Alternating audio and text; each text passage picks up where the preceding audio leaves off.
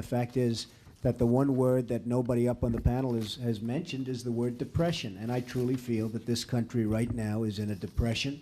It's not a recession. People are kidding themselves if they think it's a recession. You look at what's happening in the automobile business, in the retailing business. The retailing business in any part of the country virtually is a total disaster. But the real estate business, we're in an absolute depression. And one of the reasons we're there is what happened in 1986, in addition to what Mr. Seidman said, is what happened in 1986 with the changes. So I really came on the basis that I wanted to, I'll answer questions on it, but I wanted to discuss the Tax Act of 1986.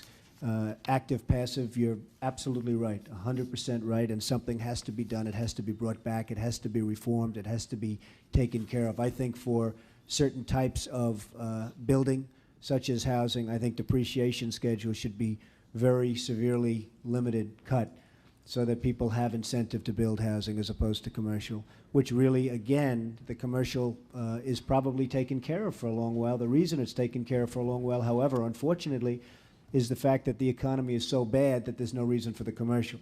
And I think that gets taken care of and gobbled up very quickly if the economy improved. One of the big things that we don't have today that we used to have, and that was a very good thing for real estate, and that's the whole word of syndication and investment. And if you're a dentist and you're making $200,000 or $300,000 a year, and you can't invest now in real estate. The reason the stock market is artificially high, in my opinion, is there's no other form of investment. I mean, you can't put it into real estate, and you can't put it into bonds. So people are putting it into a stock market. All the companies in the stock market are doing lousy, but their stock is high. And I think what we have is when the stock market goes down by, let's say, 1,000 points in 2 days, which perhaps it might, then we're in a full-scale depression. Then everybody admits it. Then the politicians admit it. The president's going to admit it. Everybody's going to admit it. And right now, the only thing that sort of keeps the word depression off their lip is the fact that we really have a 3,000 stock market, and people are surprised to see it, because the companies certainly aren't doing very well within the market itself. But the syndication of real estate was a very positive thing. And you can't syndicate. You can't have people putting up equity. That would take a lot of the strain off the banks. If people could put up equity in the form of equity money for syndication, where you used to be able to go out and syndicate a piece of real estate, today you can't. A lot of the strain that we're talking about, liquidity crisis, a lot of the strain comes off the banks. And I think it could really open up a whole new market. And the other thing is, frankly, by having cut the high-income tax rates to 25%, as an example, people don't have the incentive anymore to invest. They're saying, why should I take a chance on investing in low or moderate income housing? I might as well just pay the tax. But the fact is that 25% for high-income people, it should be raised substantially, with the understanding that if you invest, you can get it down and down substantially below that number. The incentive was taken away when the tax rates came down for high-income people. And I say leave the middle, leave the low, lower them.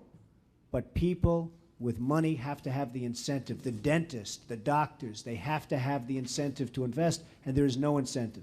So New York City desperately needs housing. There's no housing being built. Every city needs housing now. There's no housing being built.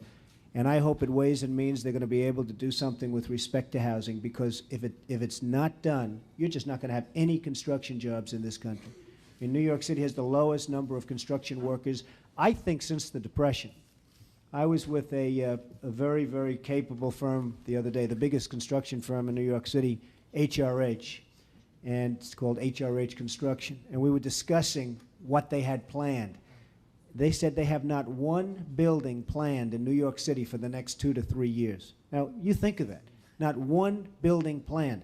So you say that means not one electrical worker. I mean, they're just finishing up some buildings, and when those buildings are finished, there's going to be nobody employed in the biggest industry in the country, because construction is the biggest industry in the country, and there's going to be virtually nobody employed.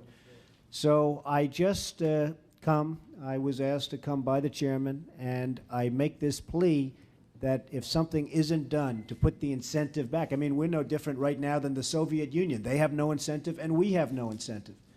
And if something isn't done to quickly put the incentive back, this country is going to be in very deep problems. It already is, but it's going to get far worse.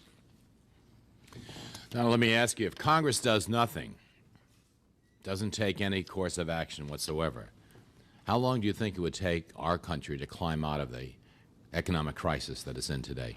Well, I think if incentives aren't given through taxing and other means, I believe that this country could be in this deep recession / depression for years. For years. I see no sign of any kind of an upturn at all. There's no incentive to do anything. There's no incentive to invest. Everyone's doing badly. Everyone. The wealthiest people are doing badly. The poor people are doing badly. Everybody is doing badly. I mean, you walk around the cities today, very, very few are doing well. And unless the incentive is given back to this country, and it's been taken away with 1986, unless it's given back, I really think you could be. I mean, there's an expression that we're using, survive till 95. I think it's maybe longer than that. It's survive to 95. I think we're being generous. It's really, really bad.